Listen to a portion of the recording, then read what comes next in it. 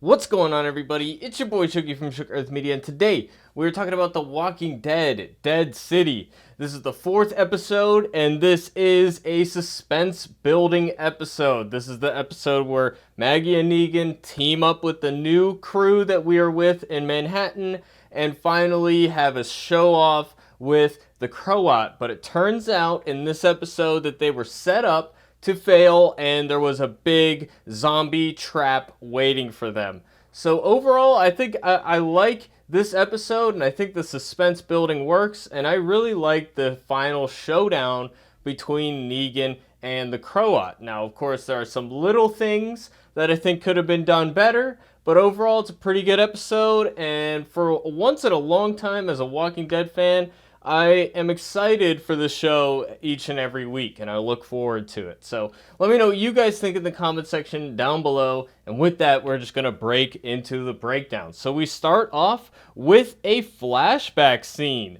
And we heard rumors about this a few months ago, but Stephen Ogg, aka Simon, is back in this little brief opening scene here. And it is cool to see Negan in his full kingly form in front of a feast. He's got Lucille the bat there. He's drawing on a map that says dead bastards or something like that.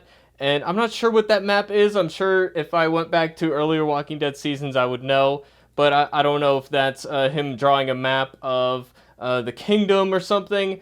But basically, they got a problem, and then we find out about the Croat. And this is a scene, we've had this story told to us in expositionary dialogue about the Croat taking it a little bit too far in torturing this young girl from the kingdom.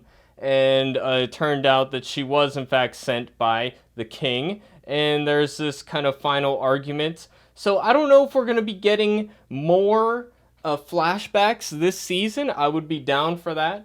But if this is the only one, I gotta say, between the two stories that we've already heard in exposition, I would have preferred to hear, or see rather, the story about Negan shooting his ear off. Now, I have a feeling we're going to get that flashback in either next week or the week after. But if not, I feel like it's a missed opportunity. I did want to see a bit more in that flashback. I don't think we needed that for the story. It was cool to see Negan in his old form, and that's part of the themes we're playing with, is Negan doing shady stuff and kind of returning to his old ways, after we thought he changed so much. And now it's symbolized in the wound he has in his hand. Every time he does something bloodthirsty, kind of like how the old Negan would, he opens up this wound again. So I like that aspect of it. So seeing old Negan makes sense, but I would have liked to see the story of Negan shooting his ear off. We might get that. But I would have liked to see a bit more of the Sanctuary, get a little bit deeper into that. It was kind of just straight up telling the story. I guess we didn't have a lot of time, and I understand that. So maybe it's for the best, but it was cool to see Negan in his old form again. And here we are. It's a brief scene here. We're setting up for the final showdown, the plan we've been setting up. And we're asking about, where's Luther? And they say they searched everywhere. This scene just feels like, we're kind of putting that in the past and then just pushing on past it. I mentioned a couple plot holes last week. The main one is that I feel like Luther, if he knew this about Negan, that he's wanted, and he had the wanted poster, me personally, before confronting Negan, I would have showed everybody and would have got some support, but maybe he didn't want to have infighting. He just wanted Negan done with. There are things you can do to explain that, but that's just one thing I was thinking about. So he didn't tell anybody about Negan. Negan's the one who says, he wasn't for this plan. He wanted to leave. But the pushback would have been, he was a guy who was very driven to help his family members. And it doesn't seem like that type of person would just up and leave like that simply because he didn't agree with the plan. So I would have liked to see more pushback on that. But again, we're limited on time. It's television after all. So they kind of just brush that aside. So these are little things I would have liked to get more deeper into. If we had, more than 6 episodes, maybe we could have done that. But I do kind of like this little play between Maggie and Negan because they both have a secret now, and they're exchanging looks, knowing glances. And at first, it kind of felt like Maggie was picking up on the fact that Negan knew something about Luther, but that's not what they were going for at all. What they were going for is Maggie dealing with the guilt of her lie by omission last week with burning the dinosaur that was Ginny's and not telling Negan that Ginny is in fact in the area. So that's what's going on in this scene. And here we got Maggie's telling a story of when Herschel was a baby. They had a neighbor who was playing harmonica because there's harmonica going on in the background, and she stole the harmonica in the middle of the night because the guy wouldn't stop playing it despite her asking, and then she buried it. And she says Negan would have done something worse. Like, she said, you would have buried it somewhere worse, presumably in his rectum or something like that. So, and I gotta say, I love that in The Walking Dead now we can drop F-bombs. I'm glad they don't overdo it, you know, because if it was like HBO, they would say it every other word. But once per episode is about right. But it was kind of weird for so long on cable, we weren't allowed to say that. But now we can have Maggie dropping that. And it just feels right in an apocalyptic world, you know, just the tone of everything. So I like this story, and I also like Negan talking about how, you know, he's being reminded of his old self. So that's cool. And we see Negan stash away. Luther had that cream that could help wounds. So Negan is stashing that in his bag. So trying to hide the secret, of course.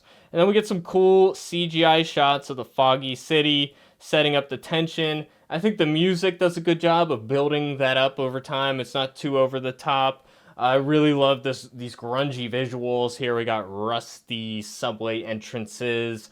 We got zombies that are very disgusting. And we got, you know, dilapidated buildings. So there's a lot here that we get in this shot here that I really like. It does feel like, you know, big sweeping wide shots, and then we get this, you know, one wall is made up. And I mean, you know, it's television, so the more than the budget, like the time is the real limit. But I think they did a great job with production design in this particular scene. Then we see Ginny in she's kind of trailing our crew. I don't know why she doesn't want to kind of find Negan, and I don't know why she's keeping at a distance at this point. But maybe we'll find out why.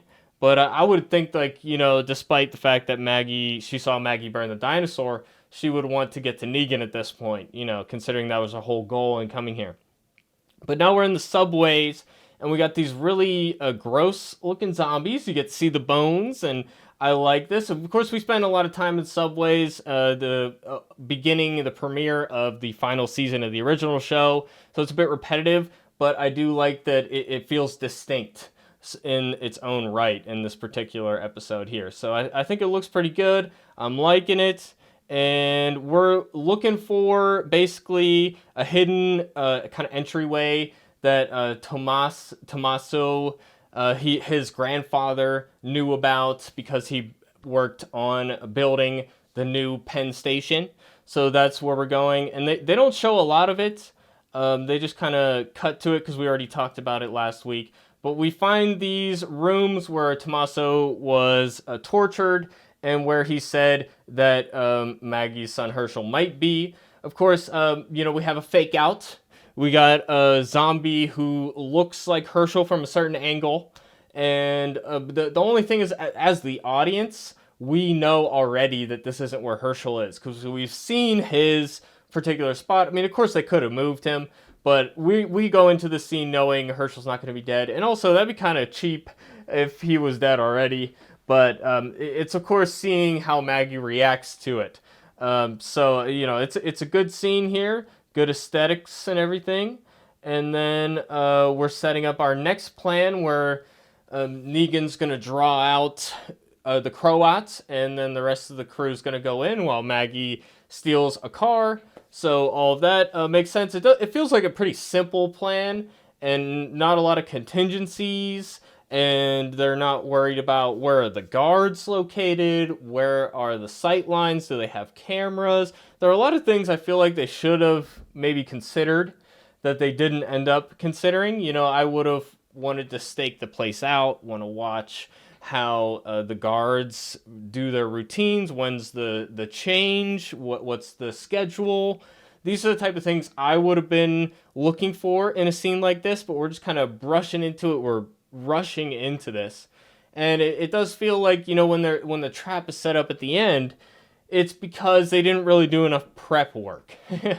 And, you know, that's just, it's something, again, that it would have taken more screen time to achieve that. So, again, we got to cram the whole story into 6 episodes. Maybe if it had a little bit more room to breathe, maybe if we did a little bit less exposition last week, we could have done a little bit more. I would have preferred that, but, you know, this is what we got, and it's not bad. It just feels like it could have gone a little bit deeper into the plan and everything. But they know where to focus the real plot in this, and that is, you know, Maggie and Negan and their relationship. So that's the important bit here. And here we're dealing with the lies. So Maggie is just about to tell Negan about Ginny being in the area. She feels guilty about it, and she is going to tell the truth. And her lie is embodied in the matches that she stole from him to burn Ginny's dinosaur. She puts them back in her bag, and then in Negan's bag. And in Negan's bag right there is the cream he stole from Luther. So it's these lies embodied in objects. So it's good use of props. And if you took any screenwriting classes, you already know that a lot of times in screenwriting, you want to give these specific moments, these important tensions between characters, you want to embody them in an object. In screenwriting, it's just a general technique they teach you. So I really like this scene too. It's really important. And it shows Maggie realizes what this means, and that he killed Luther or something, and she realizes that his lie is worse than hers. She decides not to tell him, and I'm really curious to see how that's going to shake out next week. So then we cut to the stadium, and here's the Croat with one of his soldiers, I guess you could say. Nitpicky thing is just like there's purple lighting in the background, and it does look good. I'm just like, where is the purple coming from? It's a little bit excessive. There's green and purple. It's just a bit too colorful. It does look cool, so maybe it's just an aesthetics thing, but that's just a nitpicky thing. But this, I don't know if we got a name for her or not, but she is a member of the Croat's crew, the Barazzi, and she's like scared of the Croat. And he's like trying to convince her not to be. So that to me shows that there is some tension inside the group, that there are some people that don't like how he runs things. They're just there out of necessity. So it communicates a lot in a little bit. And they're setting up these it's not a radio station. I think it's just the sound system for the stadium. And she's going to play music, and it's on a timer. So somehow they found out that they were going to come and attack at this particular moment. So that to me means there's got to be somebody on the inside. Either that, or they had cameras or a bug, some type of recording device, somebody spying on them. I'm assuming we'll get into that next week. If they don't explain it, it's a plot hole, but they have to explain it. There has to be a reason. So the guys, they already knew that they were coming now, and they have set a trap. Maggie finds a taxi, and she's going to steal it. I like the little beat where she's going to try to cut the wires, but then she realizes the key is already in there. But yeah, at this point, I'm thinking, like, we don't have to sneak past guards. Like, why? How are we just so easily able to get in here? I know they came in through the subway station, through the sewers and stuff, but you would think all entrances that would be guarded or observed in some way. So that's what I'm thinking in the back of my mind, but then you find out it's a trap, so that plot hole kind of goes away, right? So Maggie spots Ginny. She is in the area. She's right there with them. So Maggie chases after her. And this to me shows, you know, she wasn't going to tell Negan that she's here because she's more focused on her son, but she's not completely evil. You know, she doesn't want Ginny in danger. She doesn't want her to get caught by the Croat. She still wants to do the right thing. So it's that tension within her that I think is really interesting, and I hope we get even deeper into that. So Negan starts whistling, doing the specific whistle that we know him for, and now the Croat, of course, already knows from the Marshal that Negan is in the area, so he's already looking, and now his people are evacuating, which I would have thought that they would have left already. You know, considering they have a 5 minute timer, I would have wanted my people gone before that. But it's a cinematic show. You want to show them leaving, sure. But the Croat stays behind because he knows Negan is there and he's going after him. And I'm loving the tension. It's bubbling up at this point, and they got an explosive rigged for the zombies so that they can come in. I'm assuming they have one at each entrance. So they have 4 different barrels that they're exploding. Seems like a waste of resources, but maybe that's the only way they could have done it. It's definitely cinematic, so I'll give them that one. It looks cool. I like explosions. Nothing wrong with that. And we kind of catch up with the rest of the crew inside the stadium. And I would have thought, when Maggie's not with the vehicle, that the people they're with would say, why are you here? And who is this girl? They don't ask any of those questions. But the lady, Tomasi's significant other, I don't remember her name right now, but she says they're not here. So she knows that they've already gone, but they haven't though. So it's just little nitpicky things. But it's still, I'm really loving the tension in this part, and all the zombies come in. And at this point, we're experienced survivors. I get that we're in a crazy situation, but it does feel like, all of our crew, they just die one by one. All the red shirts die. The people without names all get killed off. And, it is Walking Dead, so that's what you expect. But at the same time, I would have liked to see a bit more, for lack of a better word, professionalism, which you get later on in the scene, but it does feel like, nobody's taking the lead. I would have, if you can't escape any direction, I would have first thing gone for the octagon. But they wait to do that for some reason. They wait for several people to get killed off. Nobody seems to really be all that emotionally affected. I guess they're used to losing people at this point, but nobody's like, crying out when people get eaten. It does feel, and the people getting eaten don't even seem like that scared about it. So I don't know. It's the extra oomph isn't there, even though like the scene is really good in general. The extra oomph isn't there. And here Tommaso gets taken away, and this is probably the biggest nitpick I have. Like, he gets taken away by these zombies, and I was just like, what are they waiting for? He's right there. They can bite him right now. It's like they were taking him away. Well, we're taking you to see our leader or something. Like, I knew as soon as they shot it that way that he wasn't dead. He was going to come back. They want you to think he's dead here, and then he comes back. It's supposed to be a surprise.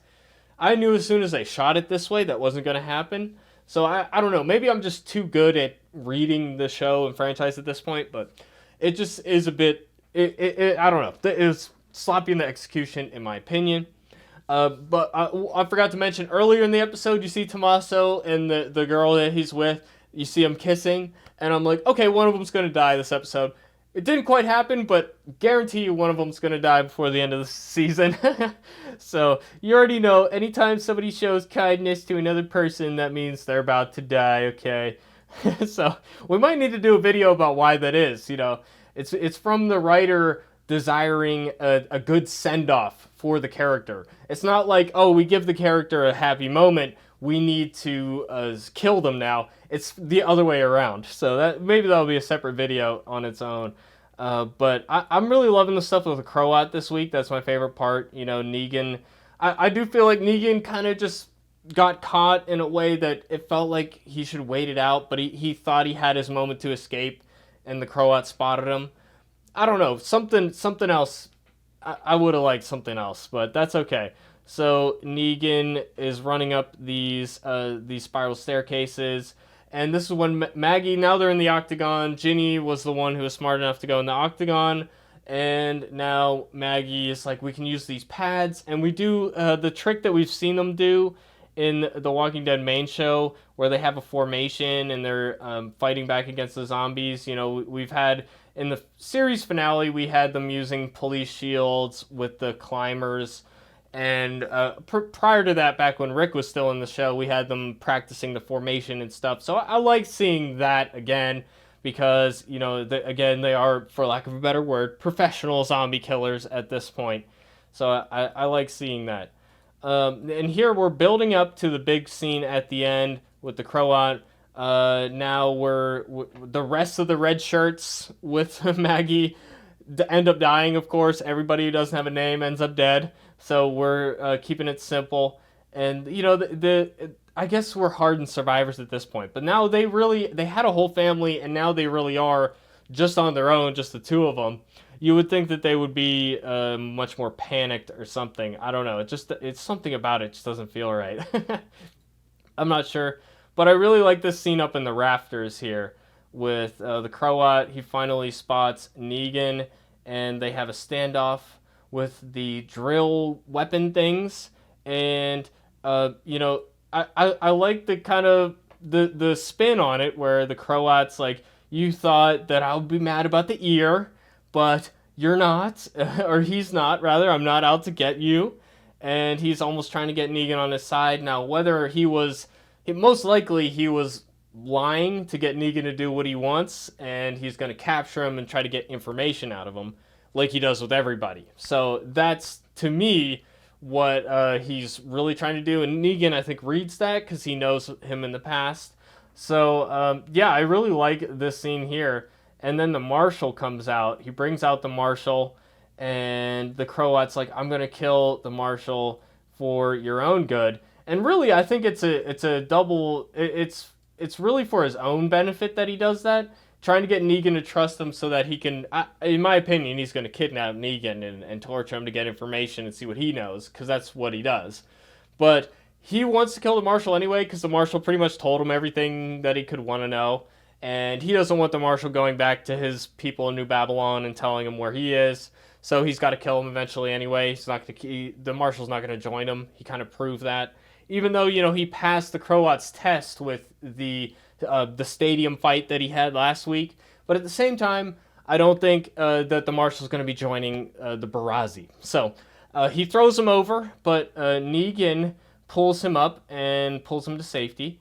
So, you know, again, kind of showing Negan's changed over time. It's almost like Negan has to prove, even though he's been killing people lately, you know, last week and the week before, doing old-fashioned Negan things, I don't know if he has to prove it to himself or if he sees the Barazi there and he sees the Croat, rather, and he has to prove that he's better than the Croat. In the same way Maggie in the first episode didn't kill the Marshal to prove that she was better than Negan. So it's a lot of recurring themes. I think it's really smart writing, and it really just makes you imagine what their motivations are, then spell it out to you.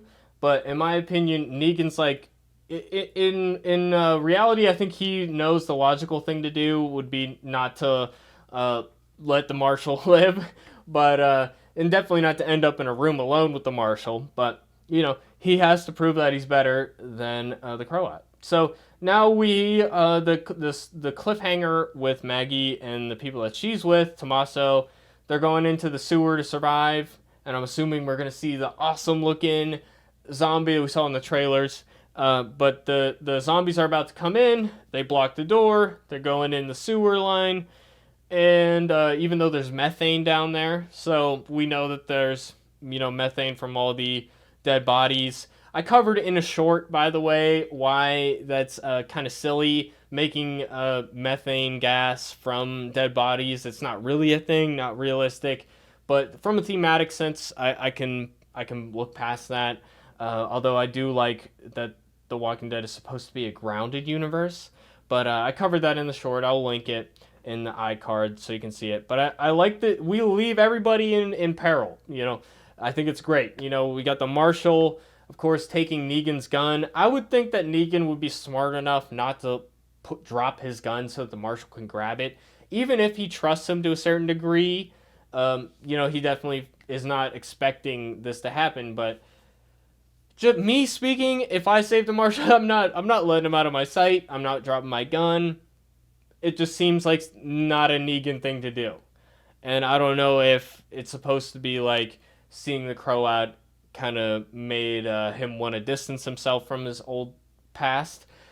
I don't know. It was a bit annoying to me, but I do like the cliffhanger of the Marshal. He's still going to carry out his duty. He's still going to kill Negan. Now, I would like to see a scene where the Marshal's kind of ideology is dismantled, where like there's no checks and balances on your power. There's no way for me to present a case in a court of law and get a jury of my peers. Like that quintessential like liberal democracy stuff. That would be the kind of thing I would like to get into with Negan and the Marshal here, because all Negan has to say is, what is the penalty for robbing my wife Anne, who all those people robbed? It seems like aiding and abetting is in his world also a capital offense. So you would think theft would be as well, especially if it's Marshall's doing it. So Negan can just turn that on his head and just say, "Hey, I was just doing exactly what you would have done." So I'm excited to see that scene next week and how Negan talks his way out of it. That's going to be really interesting. And we get a final image of descending into the darkness. Ginny really doesn't want to go, but Maggie kind of comforts her. And Ginny, I don't know if she's like afraid of Maggie or she's afraid of the sewer or both. But these telling glances, I like the cinematography here. I think it's a good image to end the episode on. So I'm excited for next week. Let me know what you guys think in the comment section down below. I think I said everything I had to say. Pretty good episode overall. Good tension. And I love the Maggie versus Negan. I love the subtle kind of character stuff. I love the Croat versus Negan. There's a lot of interesting stuff here, and I'm looking forward to next week. I'm excited to see it. Let me know what you guys think in the comment section, and I'll see you guys in the next video. Thanks for watching, everybody. Peace out.